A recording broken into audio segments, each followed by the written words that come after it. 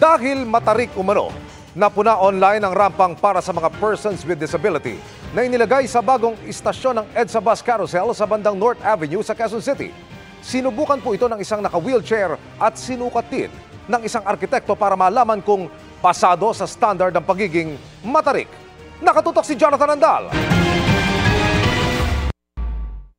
Viral ngayon ang picture na ito ng rampa sa isang bagong istasyon ng EDSA Busway sa Phil-Am, Quezon City. Puna ng mga netizen, matarik at delikado para sa mga PWD.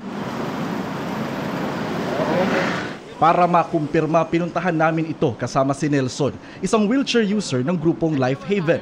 Ano sir, tingin mo, kaya yan? Wish buhay ito, pero itatry natin.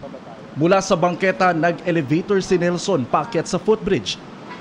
Unang rampa pa lang paglabas ng elevator. Ang hirap. Hindi ko kaya. Hindi ko kaya talaga. Para makababa siya sa mismong sakayan ng bus, susubukan na niya ang viral na PWD ramp para makasakay siya sa isa pang elevator. Hindi ko po talaga siya kayang subukan. Dahil napakatarik po niya. Kapag dumire-diretso ako doon, ay bakal nga, baka doon ako sumuot sa bakal. Pero sa tulong ng kanyang kasama, sinubukan pa rin ni Nelson na bumaba, pero paatras. Kaya?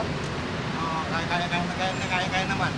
Kinailangan ni Nelson na humawak ng maigi sa railings para tulungan ng kasama na putol naman ang isang kamay. Mahirap talaga.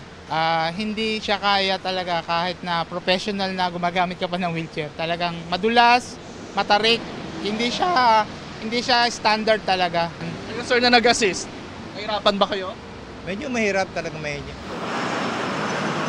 Ipinakita rin namin kay Architect Arman Eustaquio ang rampa. Isa siya sa mga bumalangkas ng unang amyenda ng IRR o Implementing Rules and Regulations ng Batas Pambansa bilang 344 o ang Accessibility Law. Base sa batas, dapat nasa 4.8 degree lang ang incline ng mga PWD ramp. Pero nang sukatin niya ito sa inclinometer, 14.15. So sobrang laki ng difference. 10 degrees steeper. 10 degrees steeper than 1 and 12. Sabihin matarik po. Matarik talaga. Sabi ng MMDA kaya nila ginawa itong rampa kasi yung elevator pag umakyat hindi pa pantay dito sa may footbridge. Hindi naman daw nila pwedeng itaas pa yung elevator kasi tatama na dun sa may MRT. May binigay na requirement ang MRT na kailangan ganito ang awang nyo doon sa namin, sa structure namin. So kaya anong nangyari, medyo nag-stick.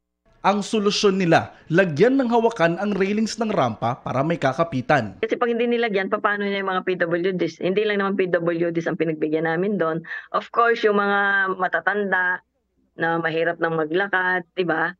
So yung mga buntis, para lang, di ba, lagi kami binabatikos na mahirap umakyat na sa mga footbridges namin, hindi sila maka-access sa mga loading stations. So yun yung ginawang solusyon, lagyan ng lift. But yun nga ang problema, restricted yung espasyo, yung lugar. Appreciate natin nag-effort si MMDA na gawing accessible. Pero yun nga, yung intent sana ng BP 344, yung accessibility law, independent mobility. Sa case nito, mukhang hindi nila kakayanin unassisted, especially mga gumagamit ng wheelchairs.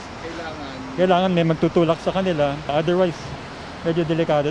Dahil nakitang delikado, si Nelson hindi raw sasakay ng EDSA Carousel Bus kung ganito ang istasyon. Panawagan niya sa gobyerno. Sana po, pagka gagawa po sila ng ganito, ikukonsulta muna po sa amin. Kasi kami po yung gumagamit nito. Para sa GMA Integrated News, Jonathan Andal, nakatutok, 24 oras. Bagamat may standard na inirekomenda, nakasaad din sa batas na maaaring hindi sumunod sa standard ng maximum gradient o anggulo ang mga rampa na ilalagay sa mga overpass at underpass.